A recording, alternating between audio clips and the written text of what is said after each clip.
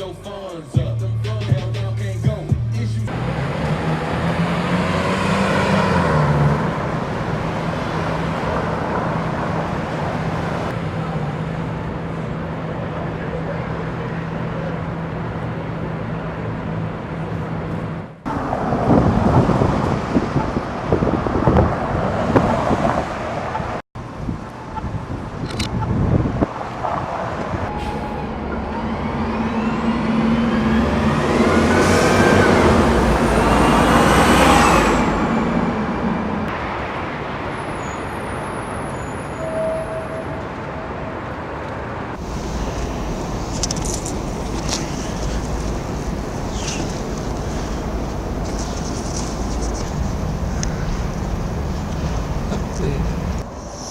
How's it going, everybody?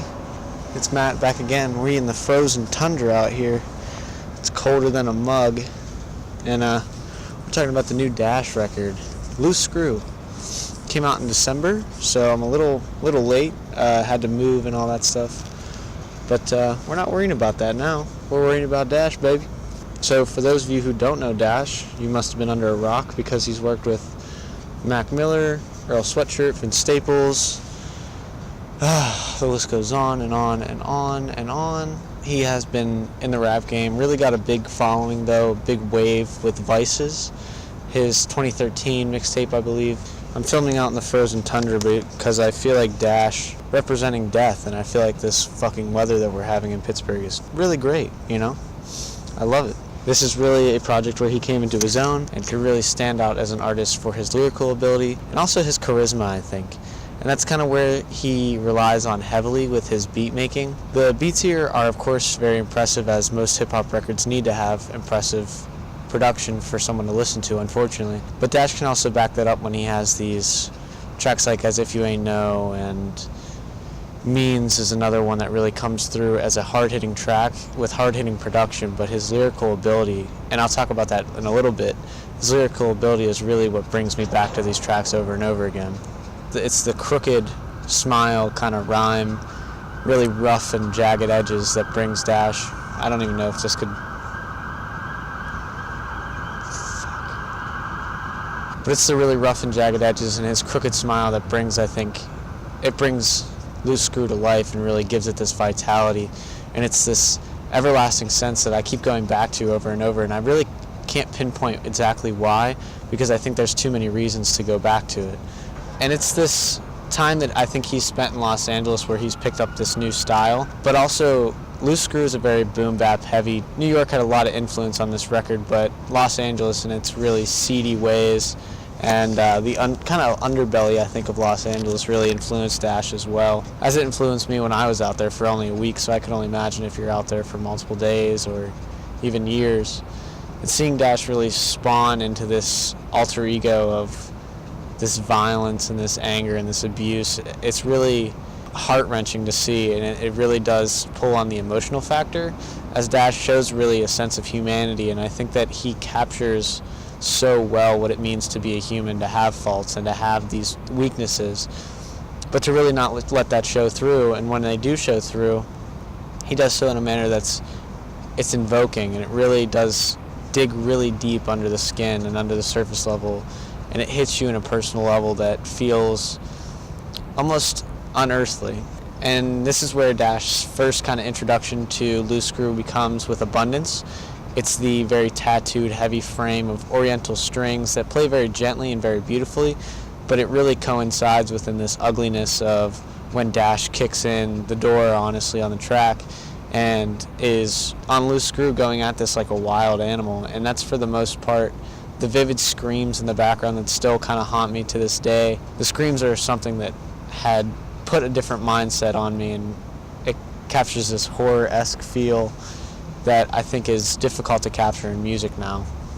And it's this dive into the violence and the deep, indulgent waters that Dash takes the listener through, I should say, where the beats are very murky and his shadowy figure is the only thing that's really there to give us substance. The way that he manages about himself on Loose Skrew is very personal, and it's a very personal record, and it takes these very personal dives and very personal flights as well. But for the most part, it's very down and in the dirt, and Dash isn't afraid to get his hands dirty, as he's shown before. It's almost repugnant, but Dash's charisma has this sense that can bring light to the situation. And as I stated before, his charisma is really the only thing that's needed over these beats, as the beats really speak for themselves and the production really speaks for itself. It doesn't need anyone over it, but when Dash is placed on top of it, he sets this bar for not only himself but for his opponents as well to kind of get close to his level. And the way that he can manipulate the instrumentals to fit his style, the dark, really ugly and gritty sense, is just perfect here. And I think on Loose Skrew he really capitalized on his style. Not just make something that was personal at the time, but he had longevity to it as well. And it's a sense where he can make these tracks that are, at first glance, very powerful, but then as you dig deeper and you start to dissect the verses, it becomes this sense of detective work almost. This platform for him that is very heavily weighted, but not enough weight to bring Dash down in the end. It is the loving relationship where Dash begins As If You Ain't Know, where he really starts to break into his own and begin these disturbing verses that really come back, I think, over and over again. And the beat here actually is what made me come to the track at first, but then seeing Dash and the way that he could tear this track up is just always incredible. It's this rattle and shake that really shakes the foundation and really boosts Dash up until he is just breaming with these lyrics that are discussing abuse and violence and this aggression underneath him, and what he has to go through, and this violence, I suppose, is really the main theme of Loose Skrew, I think, within himself and within those around him as well. And Dash makes a good social comment on himself and those around him as he moves about the crowd and explains the people that he's surrounded himself with and where he came from as well. And then Dash moves on to Means, where he takes another stance, and it's this 90s very hip-hop boom bap style that he's very accustomed to, and he makes it his own as deeply as it could possibly be, and explains one of my favorite verses on here, where he comes in halfway through the rest of the song and finishes it off almost as a last cry for mercy. He explains, living life like a pirate, took it, now I ain't buy it, back then they ain't mind us, been going hard since a minor, on point like a stylist, you ain't thug, you a stylist.